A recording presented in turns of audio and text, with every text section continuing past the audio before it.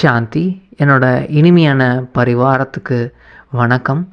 இன்றைக்கி அப்பா முக்கியமாக சொல்கிறது என்னென்னா, ஒவ்வொரு அடியிலையும் பல கோடி மடங்கு யார் சேமிக்க முடியும், புண்ணிய கணக்கை சேமிக்க முடியும், அதை பற்றி தான் இன்றைக்கி அப்பா சொல்கிறாங்க. இனிமையான குழந்தைகளே, நீங்கள் அப்பா, குரு மற்றும் சத்குரு, அப்பா, ஆசிரியர், சத்குரு, இந்த 3 சொற்களை மட்டும் நினைவில் வச்சுருந்தாலே உங்களுக்கு எல்லா விதமான நல்ல குணங்களும் வந்துடும். அப்பா கேட்குறாங்க, யார் பல கோடி மடங்கு புண்ணியம் யார் சேமிக்க முடியும்? அப்பா சொல்கிறாங்க, யார் சேவை செய்கிறாங்களோ, ஒவ்வொரு அடியிலையும் சேவைக்காக தன்னை முன்னேற்றிக்கணும், இந்த சேவையில் நம்ம முன்னேறணும்னு யார் விருப்பப்பட்டு செய்கிறாங்களோ அவங்க தான் ஒவ்வொரு அடியிலையும் பல கோடி மடங்கை பெற முடியும். யார் அதற்கு அடியை எடுத்து வைக்கலை, சேவையே செய்யலை, எந்த ஒரு சேவையும் செய்யாமல் இருக்காங்க அப்படின்னா, அப்போது அவங்களுக்கு எப்படி பல கோடி மடங்கு கிடைக்கும்? ஒவ்வொரு அடியிலையும் அவங்களுக்கு கிடைக்காது. அதனால் சேவையை விருப்பப்பட்டு சந்தோஷமாக செய்யுங்க. அப்போ தான் பல மடங்கு நமக்கு அப்பா கிட்டேருந்து கிடைக்கும் அப்படின்னு நம்ம செய்யணும். அப்பா கேட்குறாங்க, எந்த ஒரு ரகசியத்தை நீங்கள் புரிஞ்சிட்ருக்கிறதுனால நீங்கள் கல்யாணக்காரியாக ஆகுறீங்க அப்படின்னு கேட்குறாங்க. அப்பா சொல்கிறாங்க, நீங்கள் இந்த ரகசியம் அது என்னென்னா, இப்போது வேறு ஏதாவது கடை இருந்தால் பரவாயில்ல, இது ஒன்று தான் கடை, அதாவது இது ஒன்று தான் அவங்களுக்கு வழி, வேறு வழியெல்லாம் கிடையாது, இங்கே தான் வந்தாகணும் அப்படின்ற இந்த ரகசியத்தை யார் நல்லா புரிஞ்சுருக்காங்களோ அவங்க தான் எல்லாருக்குமே நன்மை செய்ய முடியும். உலகத்துக்கே நன்மை. வேறு உலகத்தில் எல்லாருமே இங்கே வந்தாகணும். இங்கே தான் உண்மையான கடவுள் வராருன்னா இங்கே தானே எல்லாருமே வந்தாகணும். கடவுள் பற்றி எல்லாருக்கும் தெரிஞ்சே ஆகணும் இந்த கடைசி நேரத்தில். அப்போது வேறு போக்கே கிடையாது யாருக்கும் அப்படின்ற அந்த ரகசியத்தை நல்லா நம்ம புரிஞ்சுருக்கணும். அப்போ தான் எல்லாருக்குமே நம்ம கண்ணால் பார்க்குறவங்க யாராவது யாராக இருந்தாலும் சரி, அவங்க எல்லாருமே நம்மளோட சகோதரர்கள்னு நம்ம புரிஞ்சு எல்லாருக்குமே நம்ம நன்மை பண்ணுவோம். அதுக்கு தான் அப்பா சொல்கிறாங்க, ஃபஸ்ட்டு குழந்தைங்களே, நீங்கள் இந்த விஷயத்தை நல்லா ஞாபகம் வச்சுக்கோங்க. இங்கே அப்பா, ஆசிரியர், சத்குரு, இது எல்லாமே ஒருத்தர் தான். ஏன்னா உலகத்தில் எல்லாருமே வெவ்வேறு பேர் இருக்காங்க. அப்பா வேறு ஒருத்தவங்களாக இருக்காங்க, ஆசிரியர் வேறு யாராவது ஒருத்தவங்க இருக்காங்க, சத்குரு வேறு யாராவது இருக்காங்க. ஆனால் இங்கே எல்லாருமே ஒருத்தர் தான் அப்படின்றத நீங்கள் ஃபஸ்ட்டு நல்லா புரிஞ்சுக்கணும். அதை ஞாபகத்தில் வச்சுக்கணும். நிறைய பேர் மறந்துடுறாங்க, அப்பா தான் எல்லாமும் இருக்கார் அப்படின்றத அந்த நினைவு ஃபஸ்ட்டு நீங்கள் பண்ணணும். ஏன்னா அப்பா கிட்ட இருந்து மட்டும்தான் சொத்தே கிடைக்கும். ஏன்னா தான் சித்தப்பா, மாமா, பெரியப்பா எல்லோரும் இருந்தாலும் யார்கிட்ட இருந்து சொத்து கிடைக்கும்? யார்கிட்ட நம்ம உரிமையாக நம்ம கேட்காமே யார் கொடுப்பா? அப்பா தானே கொடுப்பாரு. அப்போ அப்பாவா சிவ பாபா உங்களுக்கு இருக்கார். அது எல்லையற்ற ஆஸ்தி, கொஞ்சம் நஞ்ச ஆஸ்திலாம் கிடையாது. எல்லையற்ற தந்தை எல்லையற்ற ஆஸ்தி தானே கொடுப்பாரு. சும்மா கொஞ்சோண்டு கொடுப்பாரா? ஒரு கொடுக்கறதே எல்லையற்றதாக இருக்குது. அது அன்லிமிட்டட். அதில் கணக்கே போட முடியாது, இவ்வளோ தான் கொடுப்பாரு அவ்வளோதான்னு. எவ்வளோ வேணால் நம்ம எடுத்துக்க முடியும். அதற்கு அப்பா நீங்கள் ஃபஸ்ட்டு இந்த 3 பேரை பற்றியும் நீங்கள் சொல்லுங்கள். மக்களுக்கு சொல்லி புரிய வைங்க. அப்பா கிட்டேருந்து தான் நீங்கள் ஆஸ்தி அடைய முடியும். ஃபஸ்ட்டு அப்பாவை புரிஞ்சுக்க. அவர் பாடமும் எடுக்கிறாரு, அதை எப்படி அடையணும், என்ன பண்ணணும்னு ஃபஸ்ட்டு அதற்கு கிளாஸ் எடுத்துகிட்ருக்காரு. கிளாஸை போய் நல்லா கவனித்தா தானே புரியும். கிளாஸை கேளுங்க அப்படின்னு நம்ம சொல்லணும். இல்லை இந்த மாதிரி ஆன்லைனில் கேட்குறாங்கன்னா இந்த ஆன்லைனாவது நம்ம வந்து அவங்களுக்கு வழியை சொல்லணும். ஆன்லைனில் நீங்கள் கேட்கலாம், அட்லீஸ்ட் அதுலேயாவது பண்ணுங்கள். ஒருவேளை அவங்களால வந்து நேரடியாக போக முடியலனாலும் பரவாயில்ல. ஆனால் இந்த மாதிரி இப்போதைக்கு அந்த ஆன்லைனில் வந்து நல்லதை மட்டும் நம்ம வந்து எடுத்துக்கணும், கெட்டதை வந்து விட்டுறணும். நல்லது வந்து அப்பாவோட ஞானத்தை வந்து நம்ம கேட்கலாம், மற்றபடி வேறு எந்த ஒரு பக்கமும் நம்ம போயிடக்கூடாது. அது யாருக்கும் நம்ம வந்து எதுவும் ஸ்ப்ரெட்டும் பண்ணக்கூடாது. அதனால் அப்பாவே ஆசிரியராகவும் இருக்காருன்ற விஷயத்த நம்ம சொல்லி அவங்க கிளாஸ் கேட்க வைக்கணும், முரளியை வந்து கேட்க வைக்கணும். அதுக்கு அடுத்தது வந்து சத்குருவாக இருக்கார். சத்குருனா வீட்டுக்கு கூட்டிகிட்டு போகிறவரும் அவர் ஒருத்தர் தான் அப்படின்றதையும் புரிய வைங்க. இந்த 3 விஷயத்த நீங்கள் ஃபஸ்ட்டு நல்லா ஞாபகம் வச்சுருந்தா தான் அதை புரியவே வைக்க முடியும் அப்படின்னு அப்பா சொல்கிறாங்க. அதனால் அப்பா சொல்கிறாங்க, குழந்தைங்களே இந்த 3 விஷயத்த நீங்கள் ஃபஸ்ட்டு அனுபவம் பண்ணுங்கள். ஒவ்வொரு அந்த தந்தை, ஆசிரியர், அவர் சத்குருவாக இருந்து என்னை வந்து பரந்தாமல் வீட்டுக்கு கூட்டிகிட்டு போகிறாரு அப்படின்றத அனுபவம் பண்ணுங்கள். அதை நல்லா அனுபவம் பண்ண தான் மற்றவங்களுக்கும் நீங்கள் வந்து சொல்ல முடியும். அதை அனுபவம் பண்ணாதவங்க சொல்லவே முடியாது. உள்ள புத்தியில் வந்து அதெல்லாம் நல்லா புரிஞ்சிருந்தா தானே சொல்லி கொடுக்கணுன்னு ஒரு ஆர்வம் வரும். புரியவே இல்லை, தனக்கே வந்து புரியலன்னா எப்படி சொல்லி கொடுப்பாங்க? எப்படி வந்து நீங்கள் சொல்லி கொடுக்கலன்னா எப்படி உங்களுக்கு ஒவ்வொரு அடியிலையும் பல கோடி மடங்கு உங்களுக்கு கிடைக்கும்? இப்போ யாரை பார்த்தாலும் நீங்கள் வந்து நல்லா வந்து புரிஞ்சுக்கணும். எல்லாருமே நம்மளோட சகோதரர்கள் தான், எல்லாருமே நம்மளோட சகோதரர்கள் தான். அப்போ எல்லாருமே சகோதரர்கள்னால் இவங்க அவங்கன்னு கிடையாது, எல்லாருக்குமே நீங்கள் சொல்லி புரிய வைக்கலாம். ஆனால் கொஞ்சம் யுக்தியை நீங்கள் வந்து ஃபாலோ பண்ணணும். ஏன்னா சில பேர் வந்து என்ன பண்ணுறாங்க, இந்த பிரம்ம பாபாவை வந்து ஏற்றுக்க மாட்டுறாங்க. இவர் யார் அப்படின்னு நிறைய கேள்வி கேட்குறாங்க. அவரை பற்றி புரிஞ்சுக்கிறதுக்கு கொஞ்சம் டைம் எடுக்கும். ஆனால் பரம்பிதா பரமாத்மாவை எல்லாருமே ஏற்றுக்கிறாங்க, எல்லா தர்மத்தில் இருக்கவங்களும் ஏற்றுக்கிறாங்க. இப்போ கிறிஸ்டியானிட்டியாக இருந்தாலும் சரி, முஸ்லீமாக இருந்தாலும் சரி, யாராக இருந்தாலும் சரி, எல்லாருமே வந்து அந்த காட் ஃபாதர் அவர் தான் என்னோடய தந்தைன்றத எல்லாருமே ஏற்றுக்கிறாங்க. அல்லாவை வந்து எல்லாருமே ஏற்றுக்கிறாங்க. அந்த மாதிரி கடவுள் தான் நம்மளோட தந்தைன்றத எல்லாருமே ஏற்றுக்கிறாங்க. ஆனால் இந்த பிரம்மாவை வந்து ஏற்றுக்கிறதுக்கு கொஞ்சம் டைம் எடுக்கும். ஆனால் சிவ பாபா சொல்கிறாங்க, குழந்தைகளே நான் வந்து இந்த ஞானத்தை சொல்கிறதுக்கு எனக்கு நான் போய் காளை மாட்டில் போய் உட்காந்து சொல்ல முடியுமா? பேசுமா அந்த காளை மாடு? அதுக்கு எனக்கு வந்து மனித ரதம் தான் தேவைப்படுது. இந்த மனித ரதத்தில் வந்து தான் நான் வந்து இந்த ஞானத்தெல்லாம் சொல்லிகிட்ருக்கேன். அதை நீங்கள் நல்லா புரிஞ்சுக்கிட்டீங்க. அவங்க புரிஞ்சிக்கிறதுக்கு கொஞ்சம் நேரம் எடுக்கும். ஆனால் நீங்கள் வந்து யுக்தியாக நடந்துக்கோங்க. அவங்க வந்து கேட்பாங்க, இந்த மாதிரி நீங்கள் வந்து பக்தியெல்லாம் அப்போ பண்ணுறதே கிடையாதா அப்படின்னு. இல்லைங்க, நாங்களாம் நல்லாவே பக்தி பண்ணிட்டு தான் இருக்கோம், கடவுளை நாங்கள் ரொம்ப நம்புகிறோம் அப்படின்ற மாதிரி, பக்தியை நாங்கள் விடலைன்ற மாதிரி யுக்தியாக வந்து நீங்கள் சொல்லுங்கள். அது ஒரு யுக்திக்காக தான். நீங்கள் அதனால் போய் பக்தி பண்ணணுன்னு எல்லாம் கிடையாது. நீங்கள் நல்லாவே புரிஞ்சுக்கிட்டீங்க, அப்பாவை நினைவு பண்ணணும். நினைவு யாத்திரையில் நம்ம இறைவனையே நம்ம போய் சந்திக்கிறோம் அப்படின்றத நீங்கள் நல்லா புரிஞ்சுக்கிட்டீங்க. பக்தி பண்ண வேண்டிய அவசியம் கிடையாது. ஆனால் அவங்கக்கிட்ட கேட்கும் போது ஏதாவது நீங்கள் வந்து இந்த மாதிரி சொல்லிக்கலாம். நாங்கள் பண்ணுறோங்க, சாஸ்திரங்களாம் நாங்கள் நிறையாவே படிச்சிருக்கோம், அது வந்து எல்லாமே புரிஞ்சிருக்கோம். இப்போது இந்த சாரத்தை மட்டும் நான் உங்களுக்கு சொல்கிறோம். இந்த சாரத்தில் முக்கியமானது வந்து அப்பா தான் நமக்கு கடவுள், உண்மையாகவே எல்லையற்ற தந்தை. அவர் நம்மளுக்கு வந்து நம்மளும் ஒரு புள்ளியாக தான் இருக்கோம். அவரும் நம்மளை மாதிரி ஒரு புள்ளியாக தான் இருக்கார். அவரும் ஆத்மா தான், நம்மளும் ஆத்மா தான். அவரே நம்மளுக்கு பாடமும் எடுக்கிறாரு, சத்குருவாகவும் இருக்கார். இந்த 3 விஷயத்த நல்லா வந்து புரிய வைங்க. சில பேர் வந்து என்ன சொல்கிறாங்கன்னா பாபா கிட்ட, பாபா எங்களுக்கு சேவை பண்ணுறதுக்கு வாய்ப்பே கிடைக்க மாட்டேங்குது, நாங்கள் எப்படி சேவை பண்ணுறது, என்ன பண்ணுறதுனே எங்களுக்கு தெரியலையே அப்படின்னு. அதுக்கு அப்பா சொல்கிறாங்க, குழந்தைங்களே நீங்கள் போயிட்டு ஒரு ஒரு நதிக்கரையோரத்தில் போய் கூட உட்காருங்க.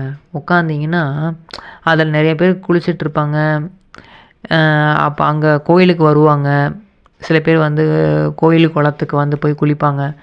அந்த குளத்துல போயிட்டு நீங்கள் முன்னாடி போய் நீங்கள் உட்காந்து சொல்லலாம், இந்த தண்ணியில் நீங்கள் குளிக்கிறதுனால உங்கள் பாவங்கள்லாம் உண்மையிலே போயிடுமா? அந்த தண்ணி எப்படி வந்து பாவத்தை நீக்கும்? உலகம் ஃபுல்லாக அப்போது தண்ணி இருக்குது, இந்த மாதிரி குளங்கள் இருக்குது. அப்போது அந்த கங்கா நதியில் நீங்கள் குளிக்கிறதுனால, இதில் வந்து குளிக்கிறதுனால பாவம் போயிடுமா அப்படின்னு கேளுங்க. அதுக்கப்புறமேட்டு சொல்லுங்கள், உண்மையாகவே இந்த மாதிரி சிவபாபா தான் வந்து இந்த ஞான கடல், ஞானத்தில் கடலாக இருக்கார். அவரோட நினைவில் இருக்கும் போது தான் நம்ம தூய்மையாக முடியும். ஆத்மாவை தூய்மைப்படுத்துறது அவர் ஒருத்தரால் தான் முடியும். பதித்த பாவனர் அவர் ஒருத்தர் தான் அப்படின்றத நீங்கள் அழகாக எக்ஸ்பிளைன் பண்ணலாம். அந்த மாதிரி போயிட்டு எக்ஸ்பிளைன் பண்ணலாம். அதனால் சேவைக்கு எனக்கு வந்து வாய்ப்பே கிடைக்கலன்னுலாம் நீங்கள் வந்து சொல்லவே முடியாது. ஏகப்பட்ட சேவைகள் இருக்குது. இப்போது சென்டருக்கு போனாலும் அங்கே வந்து நிறைய பட கண்காட்சிகள் வைப்பாங்க, எல்லாமே வைக்கிறாங்க அந்த பண்டிகை டைமில் வரும்போது. அப்போ அந்த மாதிரி டைம் ஏதாவது சேவை வரும்போது அந்த வாய்ப்பை பயன்படுத்திக்கோங்க. பயன்படுத்தி நிறைய பேருக்கு போய் எக்ஸ்பிளைன் பண்ணுறதுக்கான அந்த இதை வந்து நீங்கள் யுக்தியை வந்து கண்டுபிடிச்சி ஏதாவது பண்ணி நீங்கள் போய் சேவை பண்ணுங்கள். ஏன்னா நீங்கள் ஏதாவது பண்ணால் தானே அப்பா கிட்டேருந்து சொத்து உங்களுக்கு பல கோடி மடங்கு திரும்ப கிடைக்கும். இல்லை இது எதுவுமே எனக்கு எந்த ஒரு இதுவுமே இல்லை அப்படின்னா, ஜஸ்ட்டு உங்களை ஆத்மான உணர்ந்து நீங்கள் ஒரு ஃபரிஸ்தாவாக நடந்து போங்க. ஒரு தேவதை மாதிரி நடந்து போங்க. நடந்து போகிறதே வந்து ஒரு சேவை தான். அப்பாவோட நினைவுலேயே அப்படியே அந்த இந்த ஸ்ரீ நாராயணன், ஸ்ரீ லக்ஷ்மி மாதிரி அந்த சொரூபத்தில் இருந்தே நீங்கள் தேவதையாகவே இருந்து நடந்து போங்க. அதை பார்த்தே வந்து என்ன இவங்க இவ்வளோ ஜொலிக்கிறாங்க, இவ்வளோ சந்தோஷமாக இருக்காங்க, இவ்வளோ குஷியாக இருக்காங்க, அதுவே வந்து ஒரு சேவை தான். அதனால் சேவை எனக்கு கிடைக்கவே மாட்டேங்குதுன்னுலாம் நீங்கள் வந்து சொல்லக்கூடாது. ஒவ்வொரு அடியிலையும் உங்களுக்கு இந்த டைம் மட்டும்தான் பல கோடி கிடைக்கும். நீங்கள் ஒரு அடி எடுத்து வைக்கிறீங்க, ஆத்மான்னு உணர்ந்து ஒரு அடி எடுத்து வச்சா கூட அவங்களுக்கு அது வந்து புண்ணியம்தான். அந்த கணக்கு வந்து இன்க்ரீஸ் ஆகிட்டே இருக்கும். ஏன்னா அந்த வைப்ரேஷன் எல்லாருக்குமே அமைதி தேவைப்படுது, எல்லாருக்குமே ஒரு சுகம் தேவைப்படுது, அன்பு தேவைப்படுது. அப்போ நீங்கள் எதுவுமே வாயால் பேசலைன்னா கூட அப்பாவோட நினைவில் இருந்துக்கிட்டே இந்த காரியங்கள்லாம் பண்ணாலும் அது ஒரு சேவை தான். அதனால் சேவையே எனக்கு கிடைக்கல, வாய்ப்பே கிடைக்க மாட்டேங்குது அப்படின்னா நீங்கள் வந்து நினைக்காதீங்க அப்படின்னு அப்பா சொல்கிறாங்க. இந்த நதியிலிருந்து தேவதைகள் வந்தாங்க, அவங்க தட்டு நிறைய ரத்தினங்களை வச்சுருந்தாங்க அப்படின்னெல்லாம் வந்து கதை சொல்கிறாங்க. ஆனால் அது உண்மை என்னென்னா, இந்த கடல்லேருந்து, அது நதி கிடையாது, கடல்லேருந்து தேவதைகள் வந்தாங்கன்ற மாதிரி சொல்கிறாங்க. ஆனால் உண்மை என்னென்னா, எந்த கடல்? சிவபாபாவோட இந்த ஞானக்கடல். இந்த ஞானக்கடல்லேருந்து தேவதைகளாக நீங்கள் ஆகிட்டுருக்கீங்க. நீங்கள் தான் வந்து இந்த ரத்தினங்களை எடுத்துகிட்டு போய் எல்லாருக்கும் கொடுக்குறீங்க. அந்த தட்டு நிறையா வச்சு கொடுக்குறீங்க அந்த ரத்தினங்களை. அப்பாவோட ஞான ரத்தினங்களை வந்து நீங்கள் கொடுக்குறீங்க. யார் எடுத்துக்கிறாங்களோ அவங்களும் தேவதையாக ஆவாங்க. அது மாதிரி ஒரு புறா இருக்குன்னா, அந்த புறாவில் வந்து பார்த்திங்கன்னா, அது காலில் வந்து அந்த மெசேஜை வந்து கட்டி விட்ருவாங்க. அது கொண்டு போய் சேர்த்துரும் அந்த மெசேஜை. அதுக்கு எங்கே தானியம் கிடைக்குதோ அங்கே தான் வந்து வரும். நீங்கள் தானியத்தை போட்டிங்கன்னா அது வந்து அழகாக வந்து சாப்பிட்டுட்டு இருக்கும். அப்போ வந்து அந்த மெசேஜ் கொடுக்குறதுக்கும் அதுக்கு வந்து ட்ரெயின் பண்ணால் அது போயிட்டு மெசேஜை கொடுத்துட்டு வரும். அந்த மாதிரி நம்ம தான் அந்த புறாக்கள். இப்போது இந்த தானியம் என்ற ரத்தினங்கள் வந்து பாபா கிட்டேருந்து நமக்கு நிறைய கிடைக்குது. இந்த ரத்தினங்களை வந்து நம்ம நிறைய சாப்பிட்டு இந்த ரத்தினங்களை வந்து நம்ம ஜீரணம் பண்ணி மற்றவங்களுக்கு இந்த மெசேஜை கொண்டு போய் சேர்க்கக்கூடிய அந்த பீஸ் மெசேஞ்சர் நம்ம தான். புறானாலே அந்த பறக்க விட்டாலே அந்த வெள்ளை கலர் புறாவை பறக்க விடுறதே அந்த பீஸ் அப்படின்னு சொல்கிறாங்க. அதுவே வந்து ஒரு பீஸுன்னு. ஆனால் வந்து உண்மையாக நம்ம தான் வந்து அந்த தானியத்தை ரத்தினங்களை சாப்பிட்டு நம்ம மெசேஜ் வந்து எல்லாருக்கும் கொடுக்குறோம். ஏன்னா வேறு எந்த ஒரு கிளையும் கிடையாது, வேறு எந்த ஒரு வழியும் கிடையாது. இது ஒன்று தான் வழி. இங்கே தான் வந்து இறைவன் வந்திருக்காருன்னா இங்கே தான் எல்லாரும் வந்தால் ஆகணும்.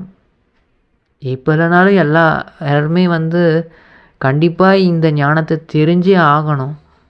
அந்த ரகசியத்தை புரிஞ்சவங்க வந்து எதை பற்றியும் கவலைப்பட மாட்டாங்க. அதாவது அவங்க வந்து இவங்க ஏன் புரிஞ்சிக்க மாட்டாங்க என்னன்னெலாம் கேட்க மாட்டாங்க. இப்போ புரிஞ்சுக்கலனாலும் பரவாயில்ல, அவங்க வந்து கண்டிப்பாக புரிஞ்சே ஆவாங்க.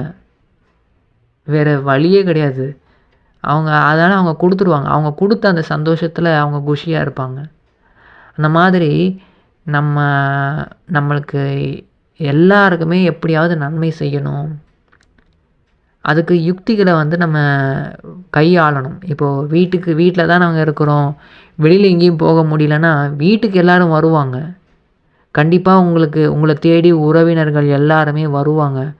உங்களோட நண்பர்கள் எல்லாருமே வருவாங்க. அவங்கக்கிட்ட சொல்லுங்கள். இந்த பேட்ஜை வச்சு கூட நீங்கள் புரிய வைக்கலாம். இந்த மாதிரி நம்ம அப்பாவாகவும் இருக்கார் இறைவன், நம்மளோட குருவாகவும் இருக்கார், சத்குருவாகவும் இருக்கார் அப்படின்னு சொல்லி புரிய வைங்க. ஏன்னா இந்த விஷயங்கள் எல்லாருமே ஏற்றுப்பாங்க. இதை யாரும் ஏற்றுக்க மாட்டாங்க. என்ன பாபா இந்த மாதிரி சொன்னாலே எல்லாம் கோவப்படுறாங்க. கோவம்லாம் கண்டிப்பாக படவே மாட்டாங்க. நீங்கள் இந்த மாதிரி யுக்தியாக சொல்லுங்கள். ரொம்ப ஞானத்தை வந்து சொல்ல வேணாம். இந்த மாதிரி ஆஸ்தி கொடுக்க வந்திருக்காரு. ஏன்னா ஆஸ்தினா எல்லாருக்கும் பிடிக்கும், அப்பாவையும் எல்லாருக்கும் பிடிக்கும். அப்போ வந்து இந்த மாதிரி ஒரு யுக்தியாக வந்து சொல்லுங்கள். இப்போ பிரம்ம பாபாவோட படங்கள் நிறையா இருக்குது. சரி, பிரம்ம பாபாவை தான் வந்து ஏற்றுக்க மாட்டாங்கன்னா அந்த படத்தையே நீங்கள் காமிக்க வேணாம். அந்த படத்துக்கு பதிலாக நீங்கள் சிவ பாபாவோட படத்தை மட்டும் காமிங்க அப்படின்னு அப்பா சொல்கிறாங்க. இந்த மாதிரி நீங்கள் ஒவ்வொரு அடியிலையும் சேவை வந்து செய்யறதுக்கான யுக்திகளை நீங்கள் தான் வந்து யூஸ் பண்ணணும். யூஸ் பண்ணி உங்களுக்கு பல கோடி மடங்கு ரிட்டர்ன் வந்து கிடைக்கிற மாதிரி ஏதாவது பண்ணணும். பண்ணால் தான் வந்து அப்பா வந்து என்னால் கொடுக்க முடியும் அப்படின்னு அப்பா சொல்கிறாங்க. அப்பா வந்து வரதானம் என்ன சொல்கிறாங்கன்னா, எல்லையில்லா வைராகிய உள்ளுணர்வு கொண்டவர்கள் தான் ராஜ ரிஷிகள். ராஜ ரிஷிகள் அப்படின்னாலே அவங்க எல்லை இல்லாத வைராகிய உணர்வு. அது என்ன எல்லையே இல்லாத வைராகிய உணர்வுனா, எதுவுமே எண்டு கிடையாதுன்ற அந்த உணர்வு. இந்த உலகத்தில் எதெல்லாம் பார்க்குறோமோ, கண்ணால் பார்க்குறது, இந்த உடல் உட்பட எதுவுமே எண்டு கிடையாது அப்படின்ற உணர்வு. இந்த பொருள், அந்த சின்ன சின்ன பொருள் கூட வந்து எந்த கிடையாதுன்ற அந்த உணர்வில் இருக்கிறவங்க தான் வைராகியம் நிறைந்தவங்க. அந்த மாதிரி இப்போது சின்ன சின்ன பற்று இருக்குது, சின்னதாக இந்த பொருள் மேலே இருக்குது. அந்த மாதிரி சின்னதாக மனுஷங்க கொஞ்சோண்டு பற்று இருக்குது. அப்படி இந்த மாதிரி கொஞ்சோண்டு இருந்தால் கூட அவங்கள வந்து ராஜ ரிஷின்னு சொல்ல முடியாது. ஏன்னா இப்போது எதுவுமே இல்லை அப்படின்னா மட்டும்தான் நம்ம வந்து இந்த மனசு, புத்தி, சமஸ்காரம், இந்த உடலை வந்து நம்ம கட்டுப்பாட்டில் வச்சுக்க முடியும். இல்லைன்னா வந்து நம்ம ராஜாவாக இருக்க முடியாது. நம்ம ராஜாவாக இந்த கர்மேந்திரியங்களுக்கு நம்ம ராஜா ஆகணும். ரிஷினா எல்லாத்துலேருந்து விடுபட்டு இருக்கிறது, விலகி ஒருத்தர் தான் எனக்கு இருக்காருன்னு இருக்கிறது. எனக்கு வேறு யாருமே கிடையாது, ஆனால் ஒரே ஒருத்தர் இருக்கார் எனக்காக, அவர் மட்டும்தான் இருக்காருன்ற அந்த பாடத்தை பக்கா பண்ணிக்கணும். ஸ்லோகன் என்ன சொல்கிறாருன்னா, கோபம் என்பது ஒரு அக்னி மாதிரி. அந்த அக்னியை வந்து நம்மளும் அந்த அக்னியை தூக்குறதுனால நம்மளும் எரிஞ்சிருவோம், மற்றவங்களும் அதை தூக்கி யார் மேலே போடுறோமோ அவங்களும் எரிவாங்க. அதனால் இந்த கோபம் என்ற அந்த அக்னியை வந்து நீங்கள் எடுத்து பயன்படுத்தாதீங்க, நீங்களே எரிஞ்சிருவீங்க அப்படின்னு அப்பா சொல்கிறாங்க. அப்பாவுக்கு மிக மிக மிக நன்றி. எங்களுக்கு வந்து ஒரு அடியிலையும் பல கோடி மடங்கு எப்படி சம்பாதிக்குதுன்னு கற்றுக் கொடுத்துருக்கீங்க பாபா. ரொம்ப ரொம்ப நன்றி. ஓம் சாந்தி.